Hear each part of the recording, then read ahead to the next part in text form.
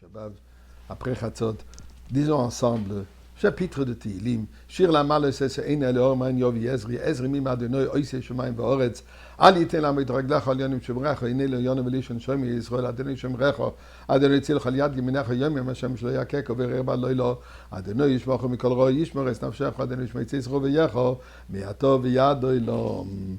Dans un discours que le rabbi a prononcé dans l'année 5748, Shnas Tismach, le Shabbat de Tisha B'Av, qui était comme aujourd'hui.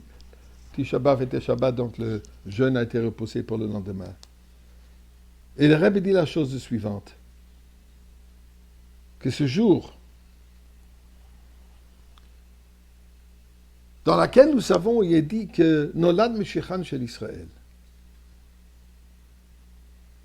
Mashiach est né au jour de Tisha B'Av. La Gemara de raconter qu'une personne qui était en train de travailler son champ, il a un arabe qui vient et lui dit, écoute, arrête de travailler, arrête de laborer, ça ne vaut pas la peine. Pourquoi? Je viens d'entendre le son de la vache qui m'a annoncé que le Beth Amikdash a été détruit.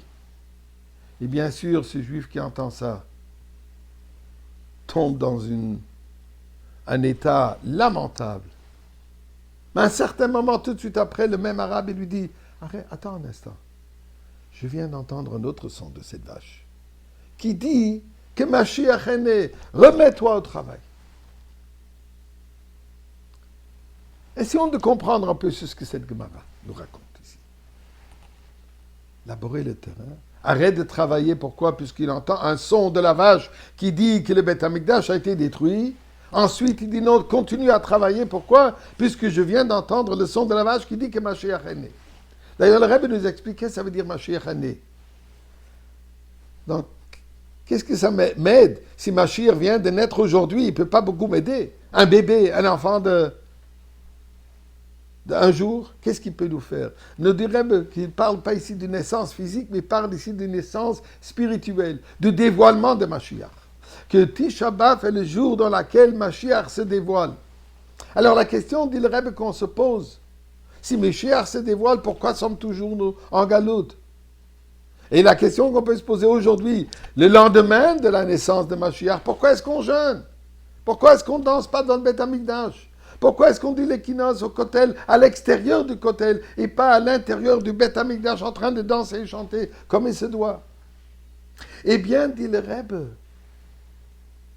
tout dépend de quel son nous entendons. Est-ce qu'on entend le son de la vache qui nous annonce la destruction du temple? Ou alors on entend le son de la vache qui nous dit la naissance de Mashiach? C'est une question de perspective. C'est une question d'état d'esprit, où est-ce que nous nous situons. Le Baal Shem Tov nous enseigne. B'makom she'ritzono shel adam sham hu nimtza. B'makom she'ritzono shel adam, là où la personne veut être, c'est là où il est vraiment. La personne n'est pas là où physiquement il se trouve, mais la personne est là où il se situe mentalement, spirituellement, là où il veut être. Eh bien, nous dit la Torah, dans un seul moment qui est paradoxal, la destruction du temple, on vient de dire l'équinoxe, on jeûne toujours encore ici, de toute manière ici à Montréal. Est-ce que je me situe dans ce son de destruction ou alors je me situe dans le son de la reconstruction? Et d'ailleurs, pour ça, le Rebbe dit que c'est un moment d'ajouter dans la tzedaka. Et mes chers amis, je vous invite, prenez quelques pièces de tzedaka, mettez-les dans la boîte de tzedaka, puisque on se situe dans la mitzvah, on se situe dans notre attachement à Kadosh Baruch Hu. On se situe dans des mitzvahs qui précipitent la Géoula. Et nous commençons déjà à vivre ce son de Géoula. Dans un sens, particulièrement aujourd'hui, où malheureusement nos chers frères en Eretz Israël encore se trouvent dans un dilemme. On entend des sons effrayants, mais en même temps, il faut savoir qu'il y a des sons encourageants que Baruch Hashem, Dieu nous protège. Non seulement il nous protège, mais il nous amène la Géoula.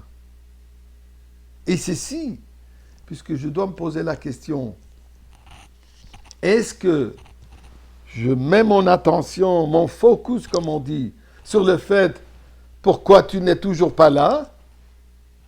Si tu as été dévoilé, Mashiach, hier, Tisha B'Av, alors pourquoi sommes-nous en galoute? Ou alors je mets mon attention sur nous, qu'est-ce que je dois faire? Pas seulement sur le nous, où est-ce que tu es, mais plutôt nous, qu'est-ce que ça m'oblige? Eh bien, ceci m'oblige à me fortifier dans les mitzvot, à me fortifier particulièrement dans Avat Israël, à me fortifier dans l'Aïmouna, que la Goula se dévoile maintenant. Et c'est de cette manière que nous allons immédiatement se retrouver tous ensemble dans le Beth Amikdash qui descend directement du ciel. Et nous allons célébrer la nouvelle fête de Tisha B'Av, cette année d'Asara B'Av, aujourd'hui même.